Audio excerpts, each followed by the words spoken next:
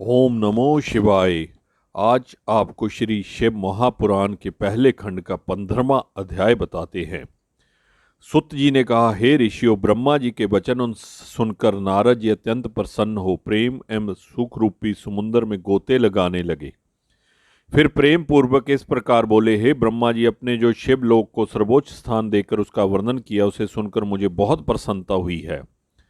परंतु मेरे मन में एक संदेह उत्पन्न हुआ है। मैंने सुना था कि शिवजी का स्थान कैलाश पर्वत पर है तथा जो शिवपुरी में जाता है उस कैलाश की प्राप्ति होती है, न किसी अन्य स्थान की। इसलिए आप मुझे यह बताइए कि जो शिवजी कैलाश में निवास करते हैं, क्यों वे वही शिवजी हैं जिनका कि आप वर्णन करते हैं अथवा कोई दूसरे हैं? नारद जी का यह प्रश्न सुनकर ब्रह्मा जी बोले, हे नारद, अब मैं तुम्हें सब हाल विस्तार पूर्वक बताता हूँ।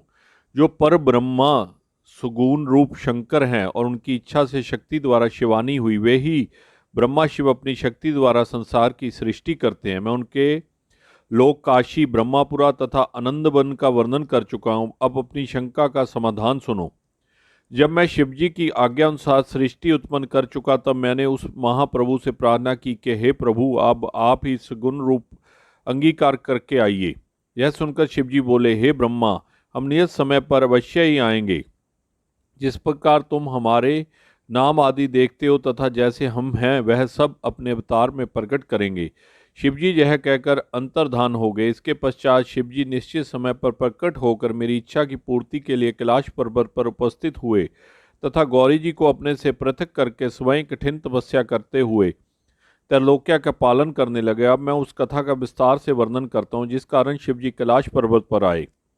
जिस कथा का अब मैं वर्णन करता हूँ वह कल्प भेद के कारण दूसरे प्रकार से है। अर्थात मैंने शिवजी की आज्ञा अनुसार संसार को उपजाया और 14 लोक, उपलोक, द्रपदपुरी एवं कपिला को, जिन्हें देखने से मन प्रसन्न होता है तथा जहाँ काली मृत्यु रूप से बैठी है, प्रकट किया। पाप नाशिनी गंगा के तट पर पापों को हरने वाला कपिल मुनि का पवित्र आश्रम था। उसी स्थान पर यददत्त नाम के 2 ब्राह्मणों को जन्म हुआ। यददत्त यज्ञ शास्त्र में बहुत ही योग्य था। उसको वहाँ के राजा ने बहुत सा धन दिया। वह बाग्मी, शुद्ध हृदय, शीलवान, वेदों में निपुण, परम परोपकारी, उदार तथा शिवजी का परम भक्त था। उसकी स्त्री अत्यंत पवित्र, पतिव्रता, गृह कार्य में निपुण तथा अच्छे कार्यों को करने वाली थी। कुछ समय पश्चात उसके एक पुत्र उत्पन्न हुआ। उसका नाम उन्होंने गुणनिधि रखा। गुणनिधि ने थोड़े ही दिन में अनेक विद्याएं सीख ली, परंतु कुछ दिनों के पश्चात वह कुल की रीति छोड़कर बुरी नीति पर चलने लगा। उसने बुरे मनुष्यों की संगति की। उसी के फलस्वरूप उसकी वृद्धि भ्रष्ट हो गई, क्योंकि अच्छे और बुरे कर्मों पर संगति का प्रभाव अवश्य पड़ता है। गुणनिधि उस अज्ञान अवस्था में बुरे लोगों के संपर्क में आया जाया करता था। धीरे धीरे उसके सब धर्म नष्ट होने लगे। वह वेदों के विपरीत कर्म करने लगा। वह बड़ा छली तथा ज्वारी हो गया। उसकी माता उसको नित्य भले भले उपदेश देती, परंतु वह पिता के निकट कभी न जाता।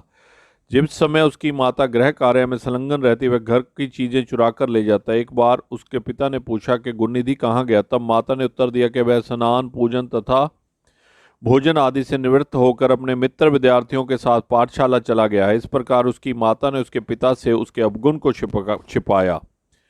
श्री शिव महापुराण के आपको 15वें अध्याय का बात बताया। आज आगे हम 16वां अध्याय आपके साथ साझा करेंगे। ओम नमो शिवाय, ओम नमो शिवाय, ओम नमो शिवाय।